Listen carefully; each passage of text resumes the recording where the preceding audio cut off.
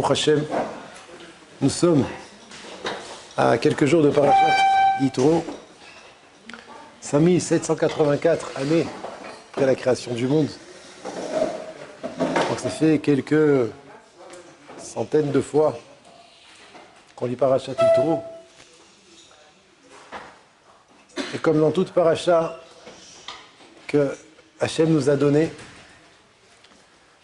il y a de quoi apprendre les fondements de la vie. Comment vivre? Quelle approche on doit avoir aux événements? Et cette semaine, Bezrat Hachem, je voudrais, avec vous, réfléchir un petit peu sur un des événements les plus importants qui s'est passé dans l'histoire.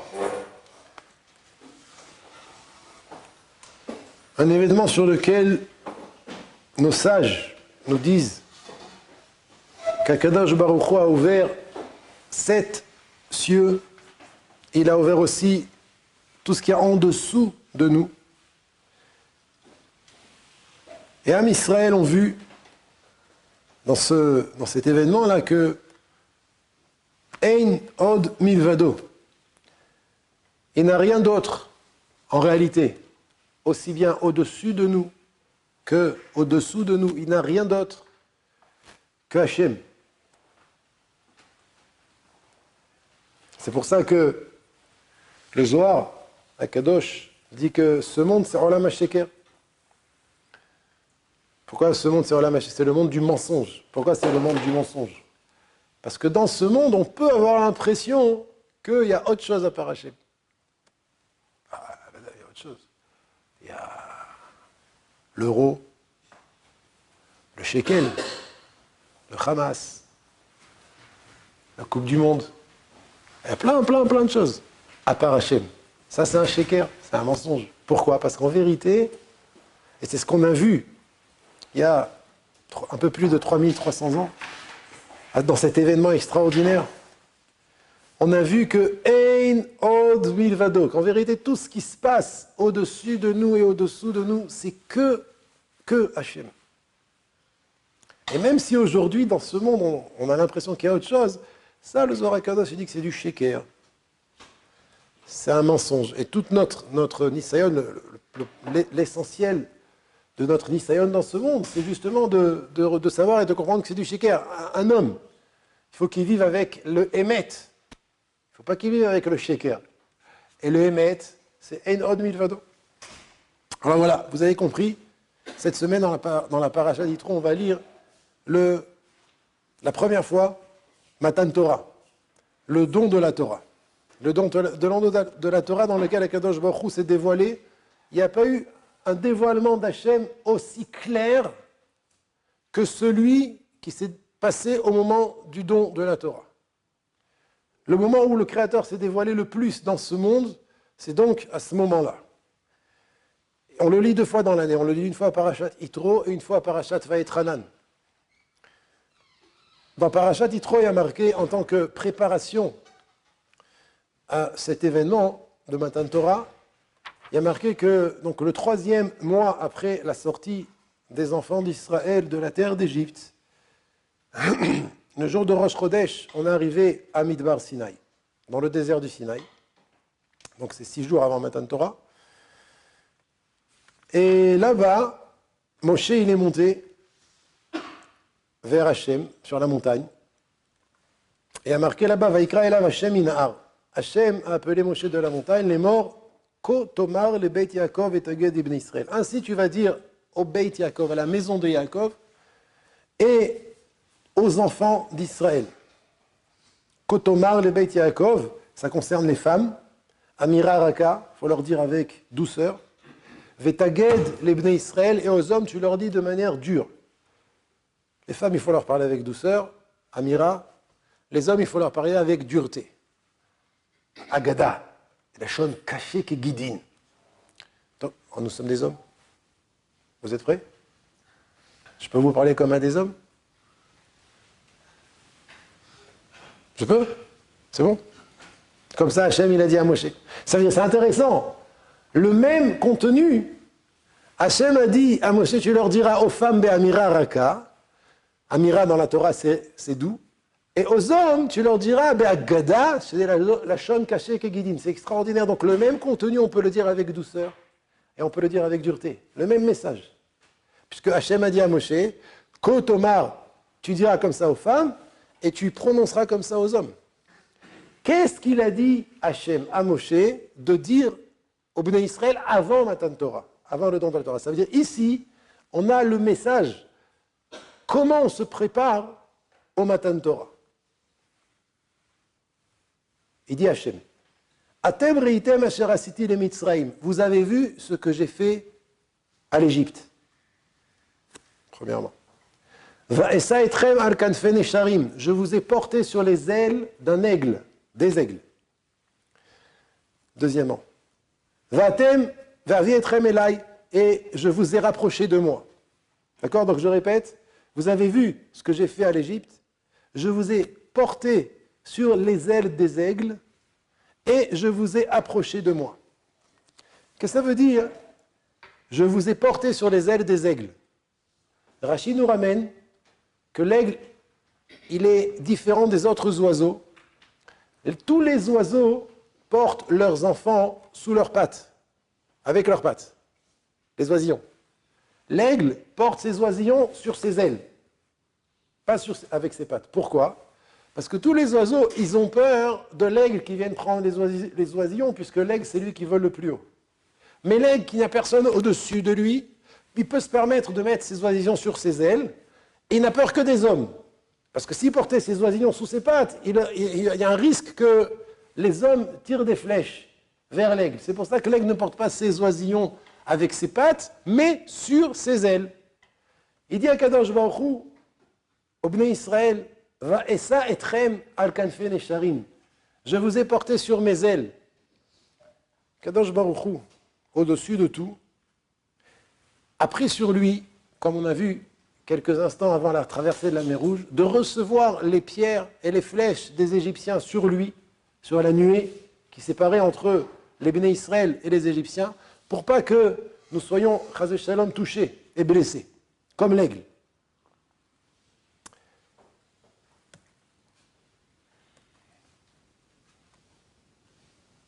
Et enfin, Va'avi etrem elai. La troisième chose, je vous ai approché de moi, et dit le Targum, Ankelos, Karevit Yatron les Palchani. Je vous ai approché de mon service. Extraordinaire. Ça veut dire, on va en montant. D'abord, vous avez vu ce que j'ai fait aux Égyptiens, ils vous ont fait du mal. Il dit Rashi que les Égyptiens, ça faisait des centaines d'années qu'ils faisaient des avérotes et qu'ils se comportaient avec de manière pas bonne.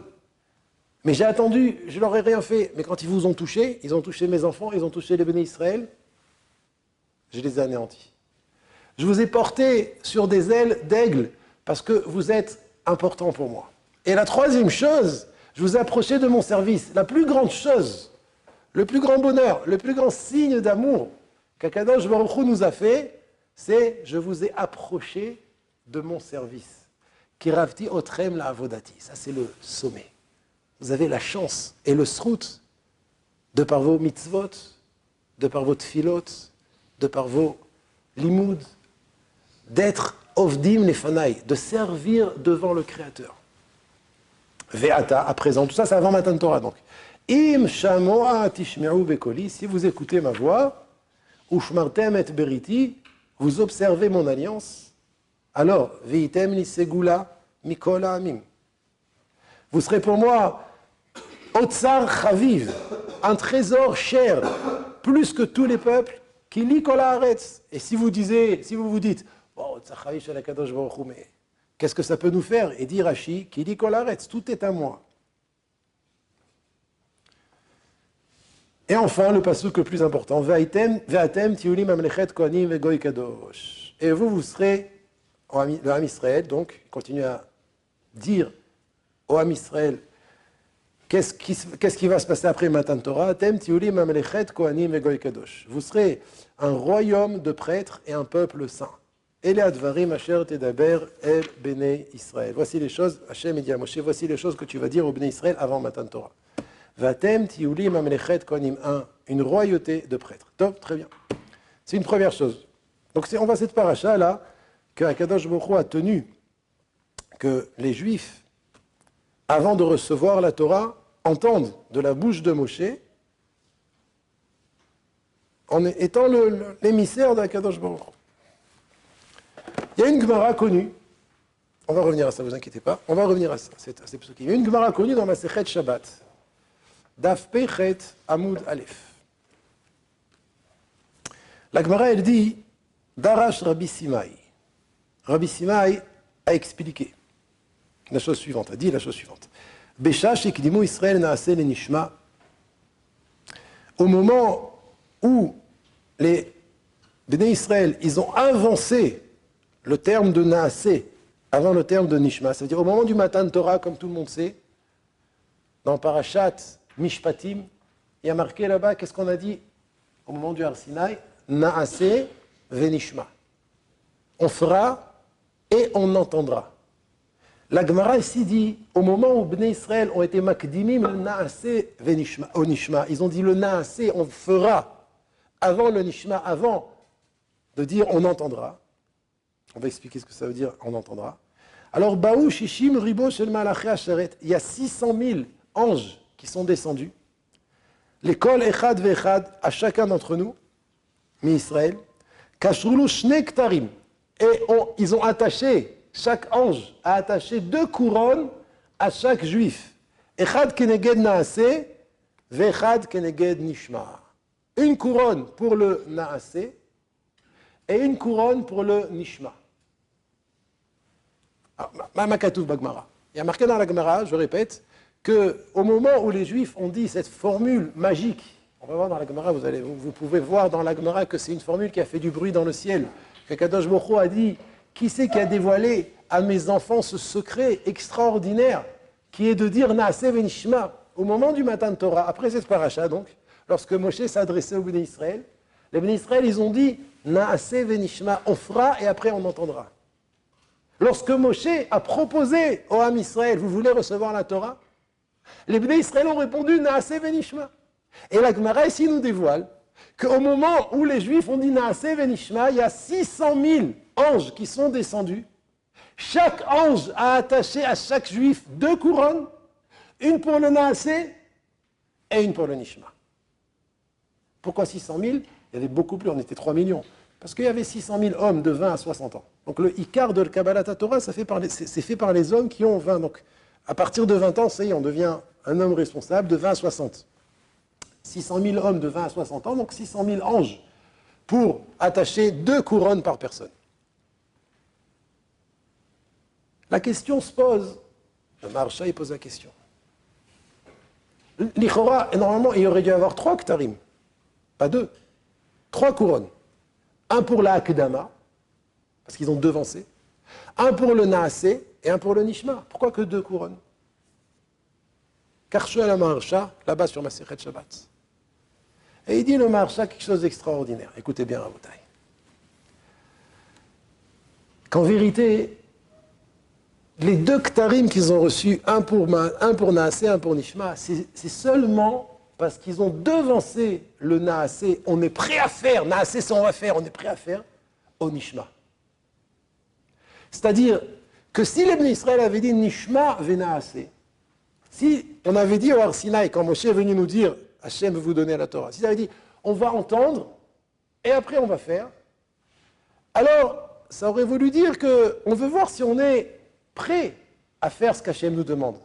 On veut vérifier, est-ce que c'est adapté à nous? Est-ce que c'est dans nos capacités? Est-ce qu'on peut le faire?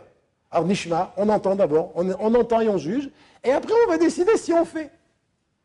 Alors là, on n'aurait pas reçu de Ktarim. Toute la raison pour laquelle on a reçu un Keter, c'est parce qu'on a dit Naase. Si c'est Hachem qui nous le demande, si c'est Dieu qui nous le propose, on ne pose pas de questions, on fait. Pourquoi? Parce qu'on lui fait confiance. On sait que tout ce qu'il fait depuis la création du monde, c'est pour notre bien.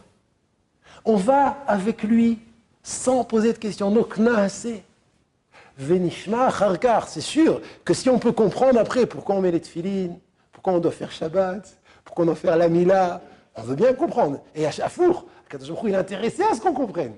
Mais il ne veut pas que notre action dépende de notre compréhension. Alors d'abord, Naaseh, et après Nishma.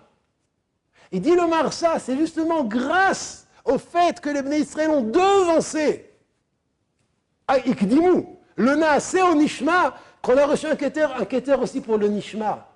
Parce que si jamais on avait dit Nishma Venaaseh, on va juger. Écoutons, de quoi s'agit-il? De quel mitzvot il s'agit? Est-ce qu'on peut faire telle ou telle mitzvah?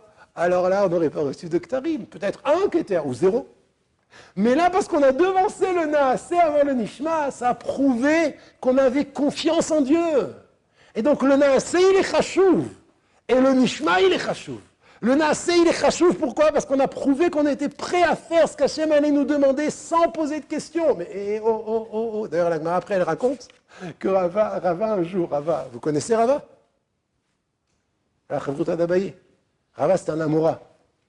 Extraordinaire. Un jour, il étudiait la Torah. Un jour, il étudiait la Torah. Je me suis quand Rava, il étudiait la Torah, ça doit être. Et il était assis en tailleur. Et il a mis ses mains sous ses genoux. Et il était tellement méaïen dans la Sugia qu'avec ses genoux, il appuyait sur ses doigts. Et les petites veines qu'il y a dans les doigts, ils ont pété. Il y a du sang qui sortait. Et il y a un hérétique, merci, qui est un juif donc, c'est un juif, non? Il est passé par là-bas et il a dit, mais regarde-moi ça, il étudie la Torah, il a du sang qui lui sort des doigts, il ne s'en rend même pas compte. Alors il lui dit, l'hérétique, il lui dit, tu as vu que vous êtes prêt encore à dire Naaseh Venishma, mais tu vois pas que tu es en train de te briser la santé pour étudier la Torah et ça te fait rien, tu remarques même pas que tu es en train de t'abîmer les doigts. Alors Rava, il lui répond,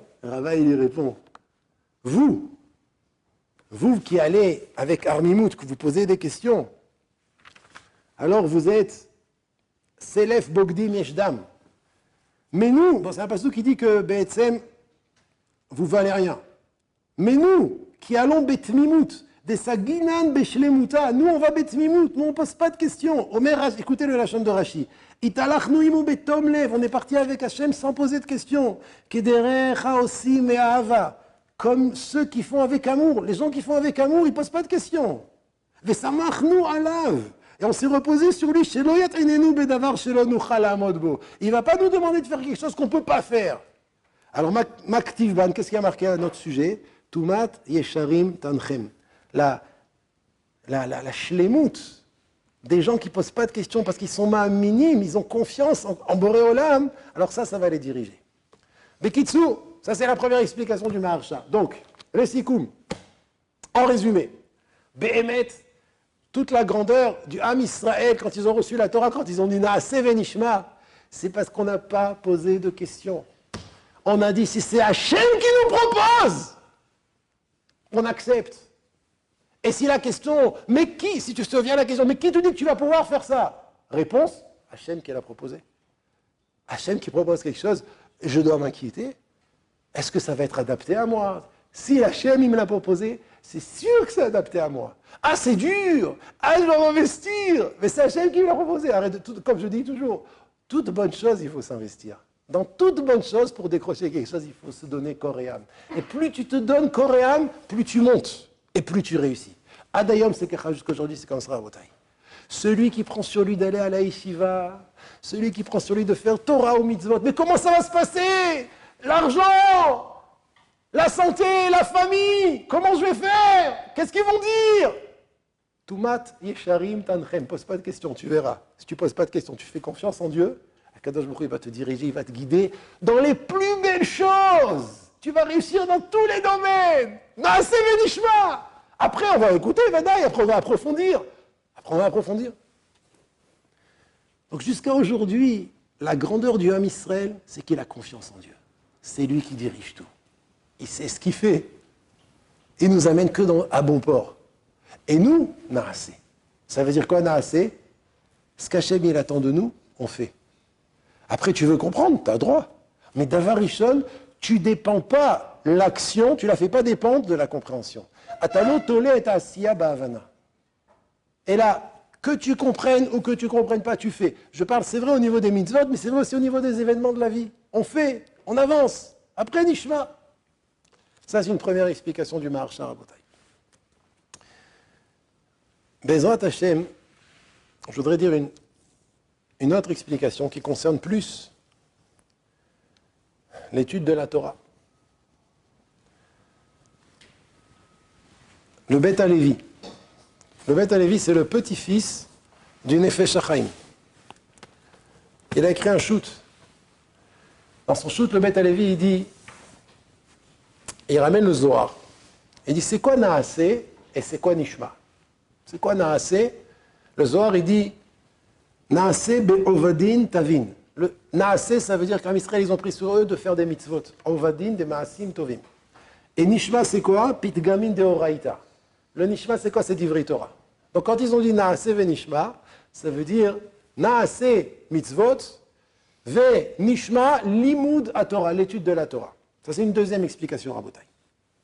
Ça veut dire qu'en vérité, le Beit Halevi, il explique que quand on a dit Naaseh ve Nishma, on a reçu 2 ktarim, on a reçu 2 couronnes pour la raison suivante. C'est qu'on a pris sur nous le joug des mitzvot, ça c'est le Naaseh, et on a pris sur nous le joug de l'étude de la Torah, ça c'est le Nishma.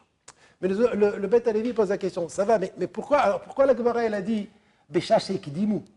Parce qu'ils ont devancé le joug des mitzvot au joug de l'étude de la Torah, alors ils ont eu droit à 2 couronnes.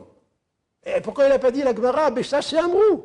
Puisque le fait qu'ils ont pris sur eux 2 jougs, un pour les mitzvot, un pour l'étude de la Torah, c'est ça qui leur a fait mériter les 2 couronnes. Alors pourquoi la Gemara dit Ikdimu? Encore un peu la même question que le Maharsha.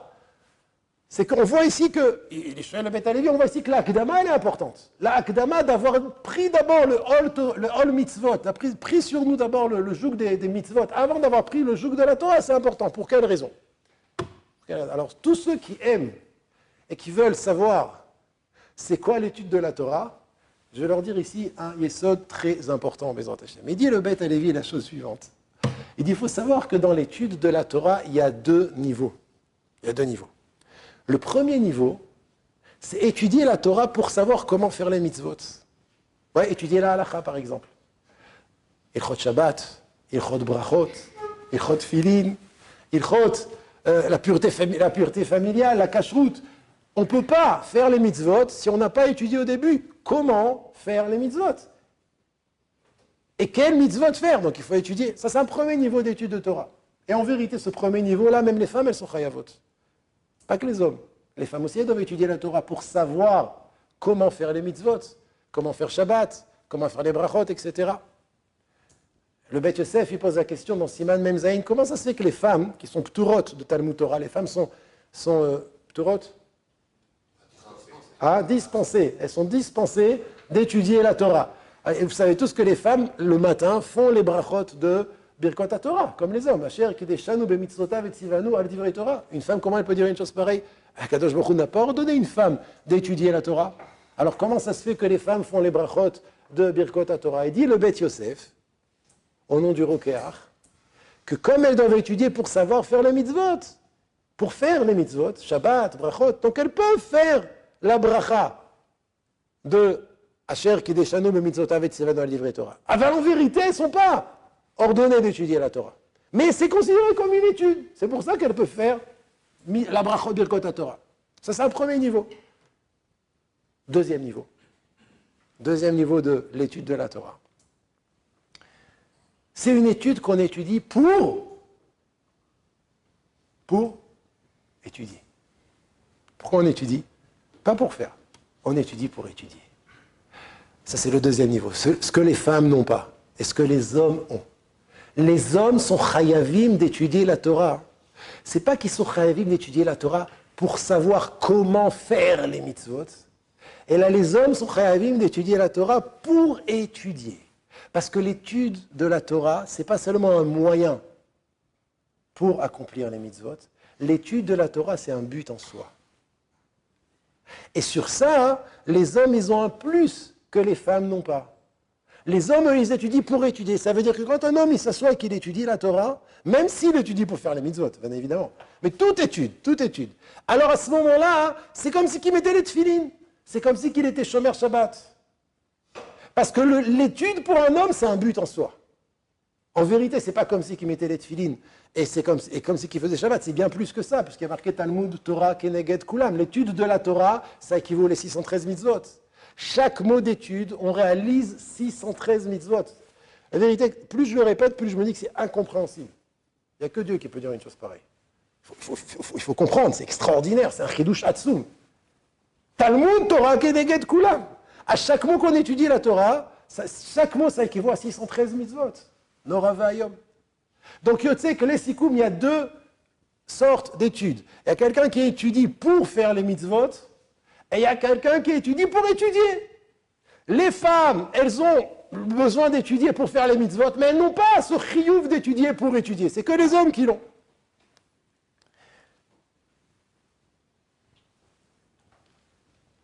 Les fisés, on comprend une Gemara dans Masechet Menachot. Dans Masechet Menachot, la Gemara nous raconte qu'il y a un homme qui a demandé à son oncle c'était un Tana, il a demandé à son oncle, il voulait étudier la philosophie. Il a dit, tonton, je peux faire de la philosophie? Sha'al Ben Dama, c'est son nom, il a posé la question, Ben Achoto chez Rabbi Ishmael, le neveu de Rabbi Ishmael, est Rabbi Ishmael. Il a posé la question à son oncle Rabbi Ishmael. Il lui a dit, Kegon Ami chez Lamadati Kol la Torah Kula. Moi, j'ai étudié toute la Torah. Il est passé sur toute la Torah, écrite, orale, il connaît tout. Maoul ilmod Chochma Yevanit. Est-ce que je peux étudier la sagesse grecque, la philosophie? Qu'est-ce qu'il a répondu son oncle? Kara alav amikra ze. Il lui a dit ce verset. Lo yamush sefer Torah ze mipicha ve'agit abo yomam valayla.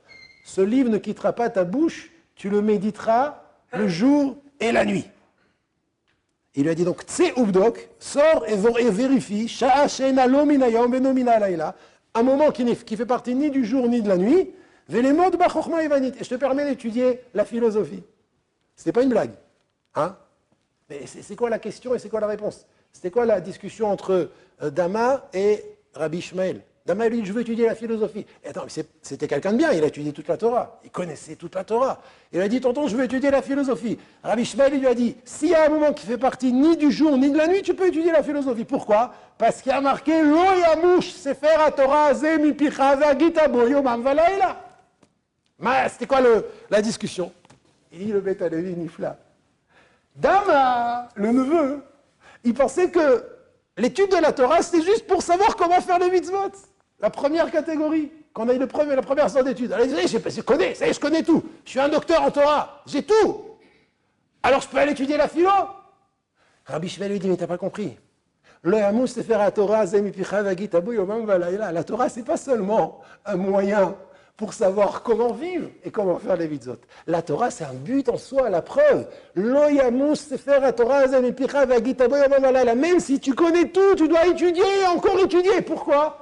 Parce que c'est un but en soi. Tant que tu vis, tant que tu respires et tu es juif, tu dois t'asseoir et profiter de la Kedusha et de l'immensité de la Torah en l'étudiant. Donc la Torah, vu que c'est un but en soi, tu ne peux pas étudier autre chose. Tu ne peux pas étudier autre chose. Ouais, tu ne peux pas étudier autre chose. Alors voilà, celui qui a besoin d'étudier autre chose parce qu'il veut travailler, c'est moutard, il a le droit. Il a le droit. Il ne voulait pas étudier la philo pour travailler, il voulait étudier la philo pour étudier. Il dit étudier pour étudier, c'est que la Torah. Tu peux, si tu as besoin de lire une bande dessinée, Tintin, Astérix, Picsou, pour te détendre, c'est permis. Pour souffler. Nous sommes des hommes. Mais premièrement, il faut que tu en aies besoin. Et deuxièmement, il faut que tu fasses ça pour avoir, après, des forces pour revenir à ton limoud. De la même manière que quand tu dors, alors tu ne sais pas du tout le Torah. Quand tu dors pour avoir des forces. Quand tu pars à la mer, tu pars à la mer pour avoir des forces. Tout ce que tu fais pour te détendre, c'est pas du bitul Torah, c'est inclus dans la mitzvah de Talmud Torah. Mais il faut que tu en aies besoin et que ce soit avec l'intention d'avoir des forces pour continuer à étudier. Mais sinon, non. Lo yamush sefer Torah ze mipicha ve'agit abo yomam valayla. Behemet le Chafetz Chaim. Le Chafetz Chaim, il dit, dans la pticha, dans les Hassin, Il dit là-bas, hein, quelque chose d'extraordinaire, Bessif Yudbet.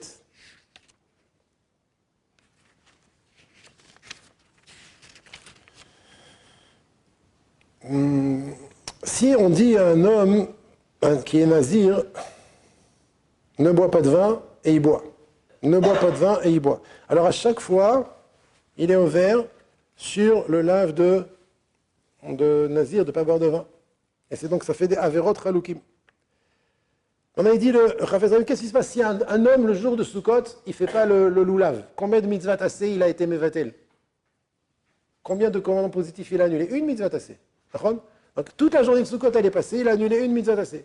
Qu'est-ce qui se passe si un homme il n'étudie pas la Torah pendant une journée?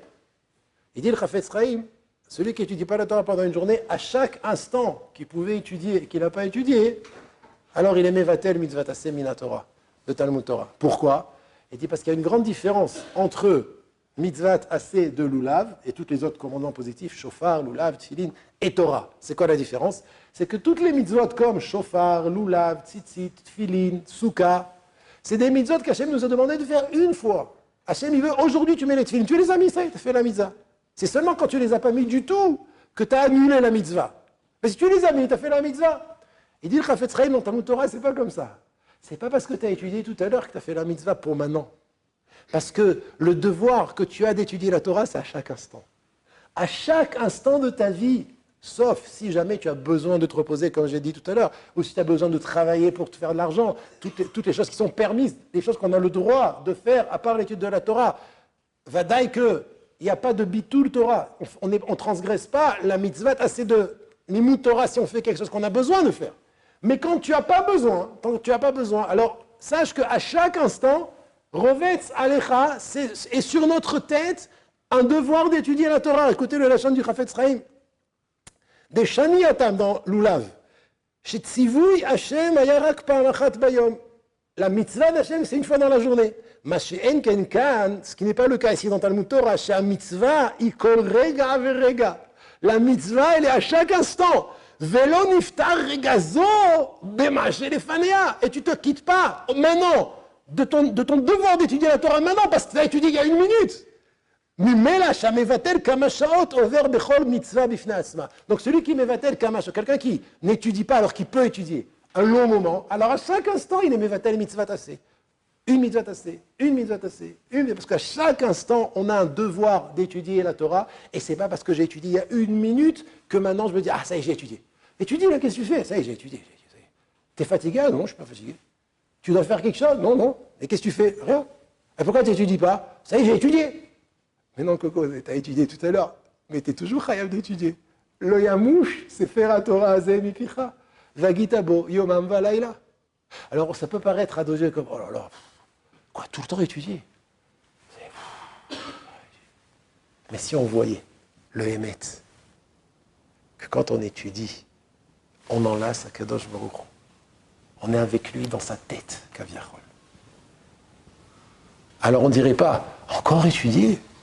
Si on comprenait ce que représentait un mot d'étude de Torah, alors on éviterait de trouver des raisons d'arrêter d'étudier comme la fatigue, comme les tiyulim, comme la parnassa, des bonnes raisons, des raisons qui sont bonnes dans ce monde.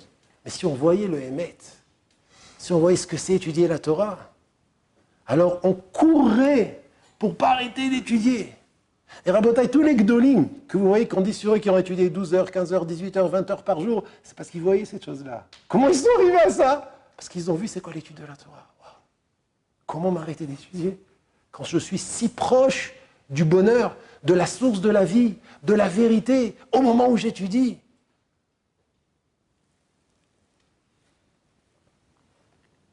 Maintenant, on peut comprendre ce que la Gemara dans Shabbat, elle dit.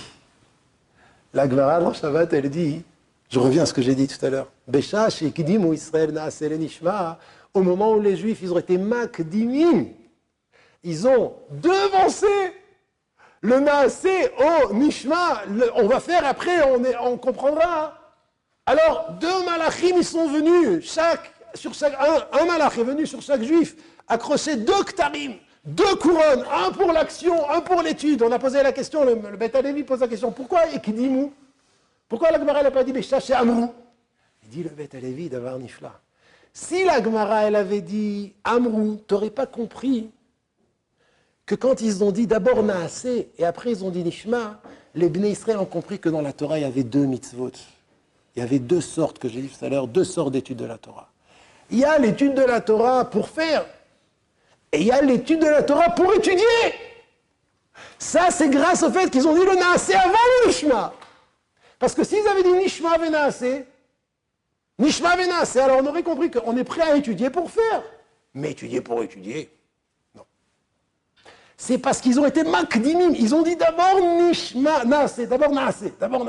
Voilà que tu ne peux pas faire si tu n'étudies pas. Si tu ne sais pas comment elle doit être la souka, avec quel srach on peut faire la souka, et les herbata minim, toute l'étude des halachot, alors tu ne peux pas dire Naasé. Naasé, ça inclut aussi l'étude de la halacha, savoir comment faire les mitzvot.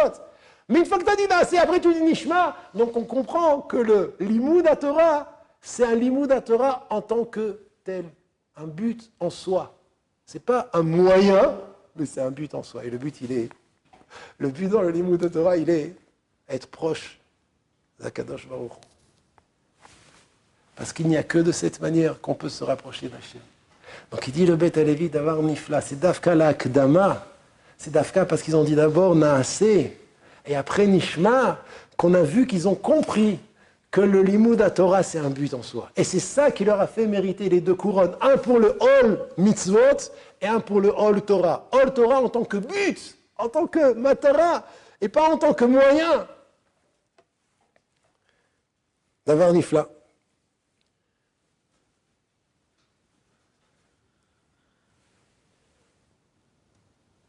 Moi, je comprends de cette manière que il y a le Igletal, il pose une question, plus exactement, il ramène une erreur que les gens ont l'habitude de penser. Alors, ouvrez bien vos oreilles. Toute personne qui est à la yeshiva doit connaître ce Igletal. C'est important, c'est très important. Le Igletal, il dit, il y a des gens qui pensent que étudier la Torah et avoir du plaisir quand on étudie la Torah, pas du plaisir extérieur, du plaisir de la Torah elle-même. Tu es né de la Torah que tu étudies. Tu te réjouis de ton étude. Tu kiffes l'étude. Tu comprends. C'est pas l'ishma. C'est pas l'ishma. Pourquoi c'est pas l'ishma? Parce que la mitzvah, elle est d'étudier pour étudier. Ken? Étudier pour étudier. Mais si quand tu étudies, tu kiffes. Ça, vous connaissez, il y en a quand ils étudient, c'est un spectacle, la vérité. Hein. Je ne veux pas dire de nom. Mais ici, il y en a. Il y en a, les Aïnara, quand ils étudient, moi je me régale.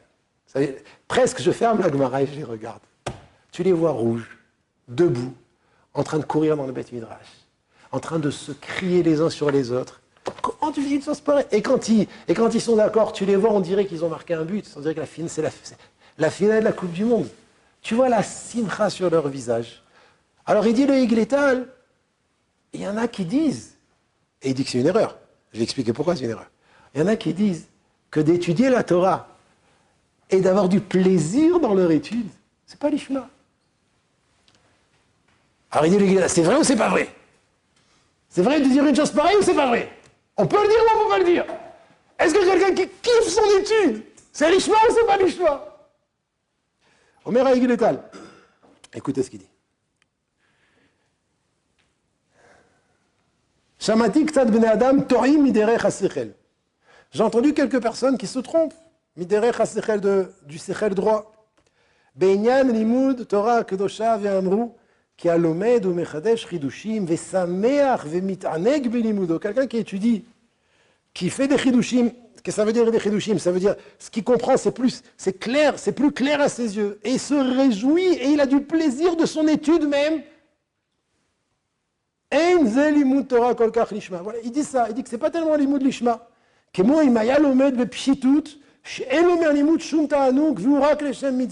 qui étudie, et tu le vois, il se bat pour pas s'endormir. Il dit la Gemara, tu kiffes? Non, il dit kiffe, attends, laisse-moi j'étudie les Shem Shamaïm là. Et je me bats pour pas m'en aller. Et tu comprends là? Je comprends, mais tu kiffes? Non, je kiffe pas trop, mais c'est les Shem Mitzvah. J'étudie parce qu'Hachem il a dit qu'il fallait étudier. Il dit,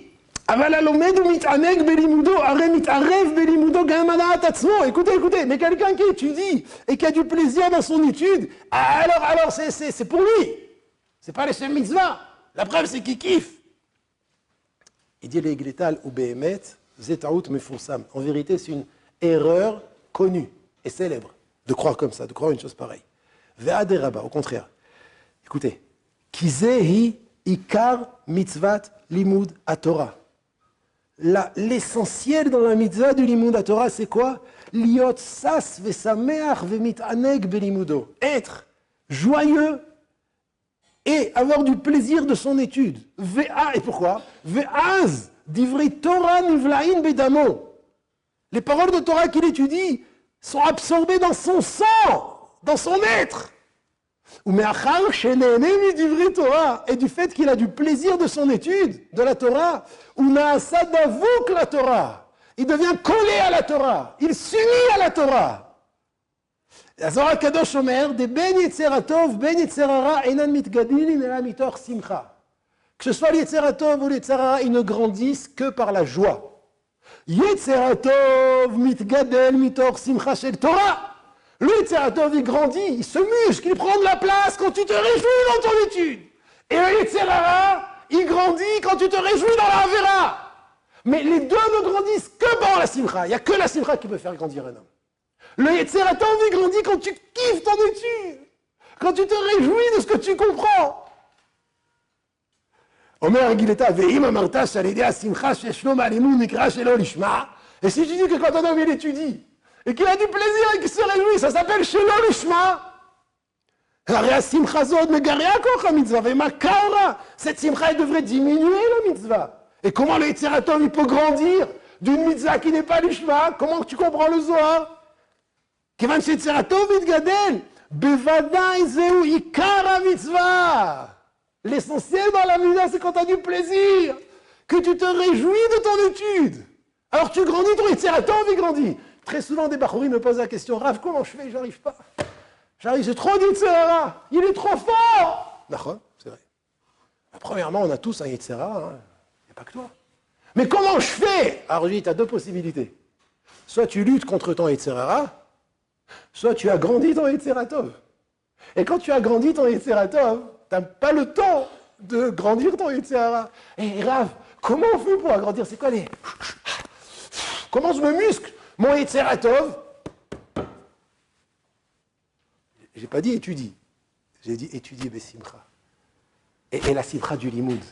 Et Rabotai, on est tous, à votre âge, à notre âge, on est tous à un âge où on est capable de puiser de la Torah, des svarot, des rishonim, du chumash, la halakha, une ana, un plaisir, une joie qui va nous remplir et qui va grandir dans notre Yetzer HaTov. Et le Yetzer Hara tout seul, il va diminuer.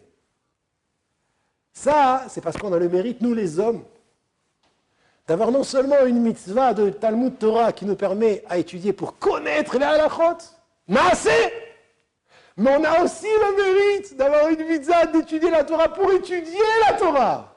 Et c'est dans cette deuxième partie d'étude de la Torah qu'on étudie pour étudier. On étudie pour connaître. On étudie pour comprendre. Que notre Yetzer HaTov, il grandit. Et qu'on a la possibilité de se rapprocher encore plus d'Akadosh Baruch Hu.